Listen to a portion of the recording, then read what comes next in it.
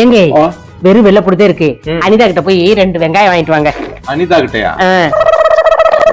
அப்படியே 4 பச்சை மிளகாய் வாங்கிட்டு வந்துருங்க. 2 பழுத்த தக்காளி சேர்த்து வாங்கிட்டு வந்துருங்க. மார்க்கெட்டுக்கு போய்கிட்டு இருக்கிறேன். ஓசி கேட்க போறோம். போய் தக்காளி வெங்காயம் பச்சை மிளகாய் லிஸ்ட் போட்டுக்கிட்டு இருக்கிறேன். போய் வண்டி சாவி எடுத்துட்டு வா. மார்க்கெட்ல போய் வாங்கிட்டு வரேன். மார்க்கெட் போக தெரியாமல நான் உங்களை அவளை போய் வாங்கிட்டு வர சொல்றேன். நாளைக்கு சந்தைக்கிழமை, நாளைக்கு போய் சந்தையில வாங்கிக்கலாம். இன்னைக்கு ஒரு பொழுதுக்குங்க நான் 3 வாங்கி ஒப்பேட்டு ஒரு குழம்பு வச்சு விட்டு போயிடலாம். என்னால அப்படி ஓசி போய் கேட்கறது இம்புட் எல்லாம் கேட்டுட்டு இருக்க முடியாது. நீ வேணா போய் கேட்டு வாங்கிட்டா போ. உங்களுக்கு அந்த திறமை இல்லைன்னு சொல்லுங்க. திறமை இருந்தா உங்களை பிடிக்க முடியுமா? கையில தள்ளுங்க. ஒரு காய்கறி வாங்க போ சொன்னா போறியா? கேட்ட தலைவலின்னு இருக்குங்க. வயிற்று வலிங்கிற தலைவலிங்கிற இல்லாத வழியில உனக்கு மொத்தமா சேர்த்து வந்துடும். எனக்குமே வந்து வாச்சிருக்க இன்னைக்கு எப்படி குழம்பு வச்சு சாப்பிடுறது வாய்க்கு ருசி. 4 வெள்ளப்பூடு குழம்பு வைக்கலான்னு பாக்குறேன். நீ 2 தக்காளிக்கு 2 வெங்காயத்துக்கு வேண்டி எங்க வரைக்கும் நடக்கணும். நான் போய் வாங்கிட்டு வரேன். என்னடி ஒரே சத்தக்காடா இருக்கு? என்னக்கா? அது ஒண்ணும் இல்லக்கா.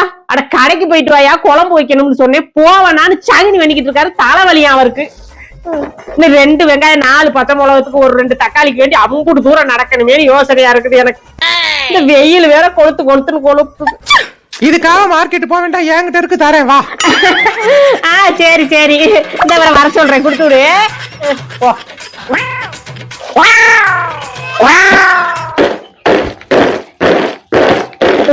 ஐயோ, அம்புட்டுக்கு போய் வீட்டுக்குள்ள வந்துருச்சே. அந்த ஆளு வரட்டும், கூட்டி அள்ளிடுவார் அதெல்லாம்.